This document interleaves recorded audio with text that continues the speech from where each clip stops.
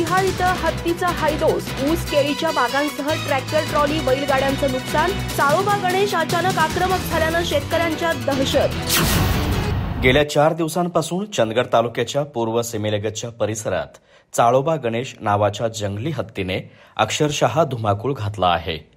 बुधवारी मध्यरात्री या हत्तीने चंदगड तालुक्यातील बुक्कीहाळ खुर्द आणि बुद्रुक या गावांच्या शिवारात शिरकाव करत शेतकऱ्यांच्या ऊस आणि केळीच्या पिकांसह ट्रॅक्टर ट्रॉली आणि बैलगाड्यांचं मोठं नुकसान केलं आहे।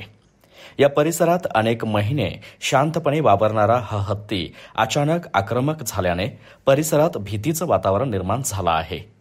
याआधी कोवाड बेळगाव मार्गावरील अतिवाड फाटा येथील रसवंती ग्रहाची मोडतोड आणि एका स्विफ्ट कारचं नुकसान केलं होतं। बेकिनकेरे, अतिवाड, देवरवाडी, उचगाव, कालकुंद्री, कागणी या गावामध्येही हत्ती दिवस रात्र बिनधास्त फिरताना दिसत आहे।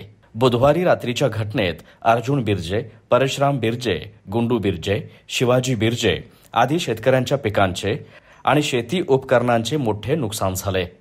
या नुकसानीची भरपाई मिळावी अशी मागणी शेतकऱ्यांनी केली आहे।